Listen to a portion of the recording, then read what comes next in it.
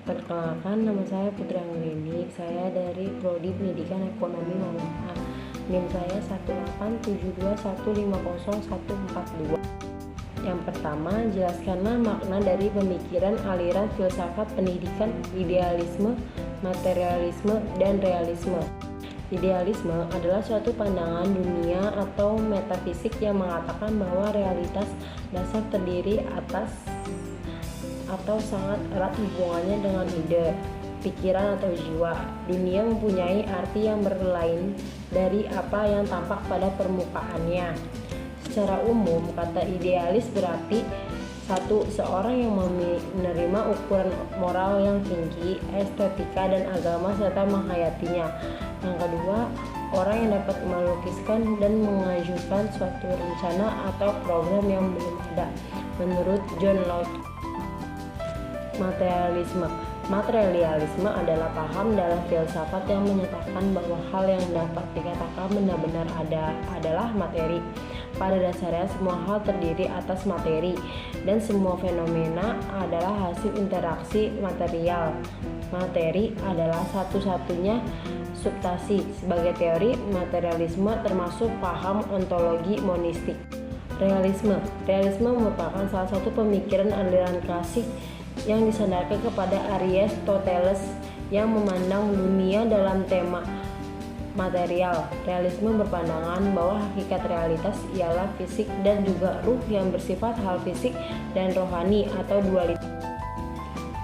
Pertanyaan kedua adalah jelaskanlah makna aliran pemikiran filsafat pendidikan atau pemikiran pendidikan di Indonesia. 1. Aliran filsafat idealisme. Idealisme adalah filosofis yang mempunyai ciri khas yang berpusat bahwa ide hanya kebenaran realitas dalam mencari sebuah kebenaran, keindahan, dan keadilan yang abad.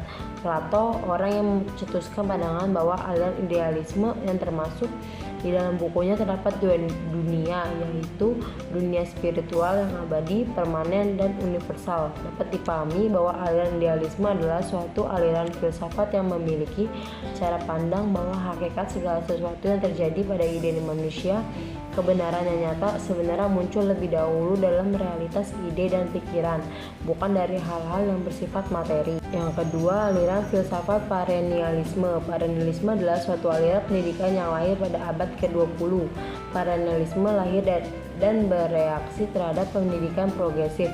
Perennialisme berpandangan bahwa situasi dunia ini sudah dewasa dan penuh kekacauan, keraguan, terutama dalam kehidupan moral, intelektual, dan sosio-kultural.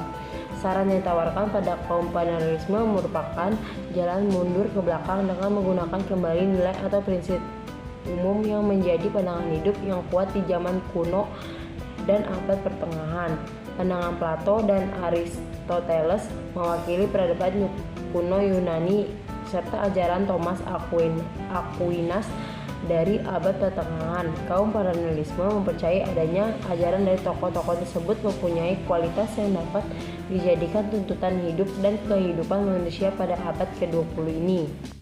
Yang ketiga, aliran filsafat esensialisme merupakan aliran filsafat yang menginginkan agar manusia kembali pada kebudayaan lampau. Yang paling dipedomani adalah Renaissance, yaitu tumbuh dan berkembang di area abad 11, 12, 13, dan 14 Masehi.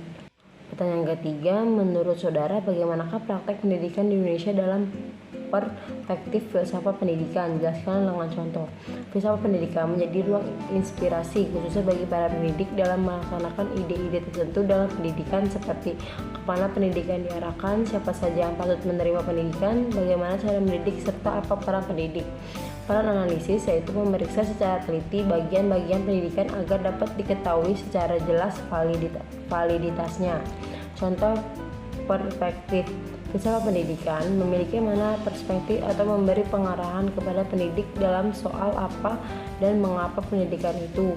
Peran investigatif memeriksa dan mengkaji kebenaran suatu teori. Yang keempat, jelaskanlah maksud dari makna peningkatan kesepakatan dan mutu pendidikan yang adil bagi setiap warga negara.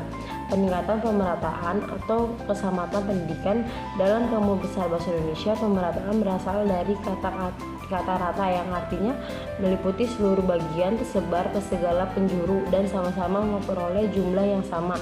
Sedangkan kata pemerataan berarti proses, cara, dan perbuatan melakukan pemerataan.